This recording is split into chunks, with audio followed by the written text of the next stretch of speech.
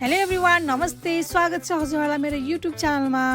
आज म बनाउन जाँदैछु एकदमै युनिक रेसिपी। यो चाहिँ हो चिकन राइस मोमो।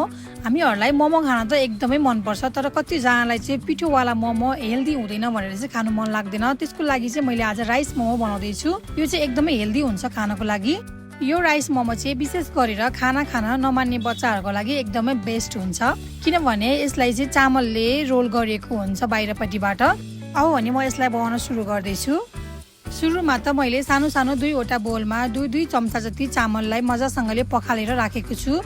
अब भने यसलाई हामीले आधी घन्टाको लागि भिजाउनको लागि राख्नुपर्छ। त्यसको लागि मैले यहाँ पानी राख्दैछु। मैले चाहिँ यहाँ राम्रो कलर आउनको लागि चाहिँ एउटा बोलमा चाहिँ मैले थोरै फुड कलर मिक्स गरेर राख्दैछु। यदि हजुरहरूलाई कलर राखेको मन पर्दैन भने हजुरहरूले व्हाइट मात्रै पनि बनाउन सक्नुहुन्छ। अब यसलाई हल्का मिक्स गरेर चाहिँ म यो दुवैलाई आधी घन्टाको लागि भिजाउन राख्दैछु। चामल भिज्दै गर्दा म यता चिकन किमा बनाउँदै राख्दैछु। मैले चाहिँ चिकन किमालाई जहिले पनि घरमा नै बनाउँछु। त्यसको लागि मैले चिकनलाई सानो सानो पिसमा कट गरेर आधी केजी जति लिएकी छु। अब भने म यसलाई मिक्सरको सानोवाला जारमा थोरै थोरै गरेर चिकन राखेर चाहिँ ग्राइन्ड गर्दैछु। हामीले चिकन ग्राइन्ड गर्दाखेरि चाहिँ पल्स मोडमा ग्राइन्ड गर्नुपर्छ। एकैछिन मात्रै धेरै बेर ग्राइन्ड गर्यो भने चाहिँ एकदमै धेरै मसिनो हुन्छ।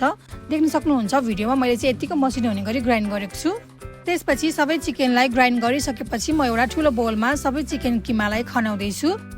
अब भने म किमा मोल्न जाँदैछु। यसको लागि मैले दुईवटा प्याजलाई मसिनो गरी काटेको छु। प्याजको साइज चाहिँ एकदमै मसिनो हुनुपर्छ।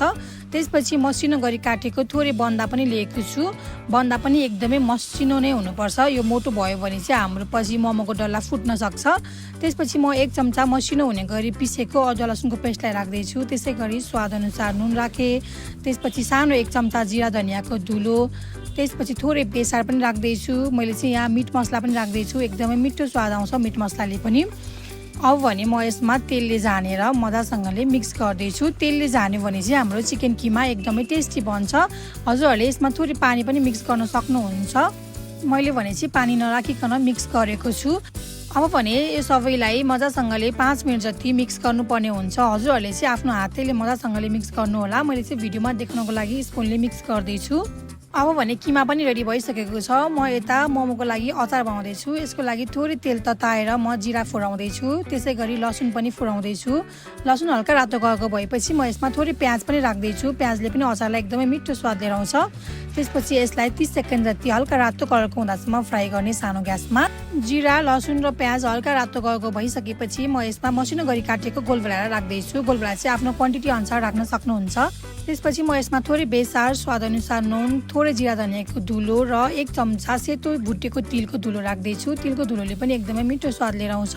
हाम्रो गोलभेडा अमिलो छ भने पनि तिलको धुलो राख्यो भने चाहिँ अमिलोलाई ब्यालेन्स गराउँछ। अब भने यसलाई छोपेर सानो ग्यासमा 5 मिनट जति मजासँगले गोलभेडा पाकुन्जेल पकाउनु पर्ने हुन्छ। अब हाम्रो गोलभेडा पनि राम्रोसँगले पाकिसकेको छ। भिडियोमा देख्न सक्नुहुन्छ। यदि हजुरहरूलाई चाहिँ पिरो मनपर्छ भने रातो खुर्सानी अथवा हरियो खुर्सानी राख्न सक्नुहुन्छ। स्पुनले एकैछिन म्यास गरिसकेपछि चाहिँ म ग्यासको हिट अफ गरेर यसलाई एकैछिन सेलाउन दिन्छु। हल्का सेलाइसकेपछि चाहिँ मिक्सरको सानोवाला जारमा राखेर ग्राइन्ड गर्दैछु थोरै पानी राखेर। मैले चाहिँ यतिको मसिनो हुने गरी पिसेको छु। भिडियोमा देख्न सक्नुहुन्छ। हजुरहरूलाई चाहिँ जस्तो मनपर्छ त्यही अनुसारले मिक्स गर्न सक्नुहुन्छ।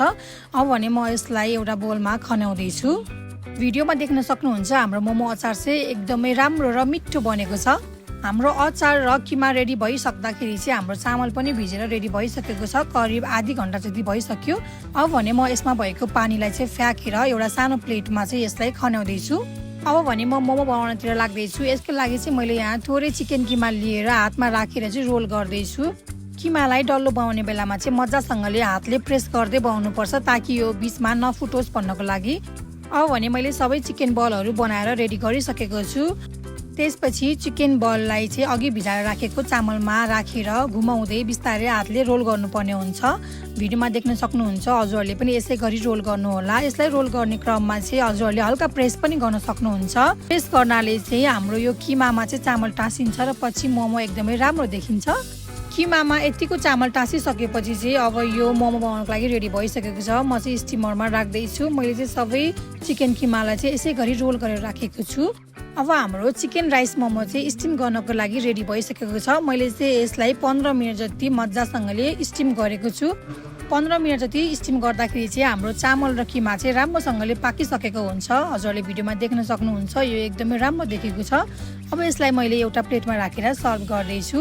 सर्भ गर्ने बेलामा चाहिँ एकदमै केयरफुल भएर बिस्तारै सर्भ गर्नुपर्छ। यो चामलहरू चाहिँ सबै निस्किन्छ बिस्तारै। अब यसमा म मोमोको अचार राखेर चाहिँ खाँदैछु। यो चाहिँ एकदमै मिठो बनेको थियो, एकदमै हेल्दी पनि हुन्छ, हाम्रो बच्चाहरूले पनि एकदमै मन पराउँछ। हजुरहरूले पनि आफ्नो घरमा एकचोटि यो अवश्य पनि बनाएर खानु होला। यदि हजुरहरूले यो राइस मोमो चाहिँ बच्चाहरूको लागि बनाउँदै हुनुहुन्छ भने चाहिँ फुड कलर युज नगरिकन व्हाइटवाला मात्रै बनाएर दिनु होला। हजुरहरूलाई मेरो आजको राइस मोमो बनाउने तरिका कस्तो लाग्यो? यदि मेरो रेसिपी मन परेको छ भने मेरो भिडियोलाई लाइक, कमेन्ट, सेयर र मेरो च्यानललाई सब्सक्राइब गर्न नबिर्सिनु होला। Thank you for watching.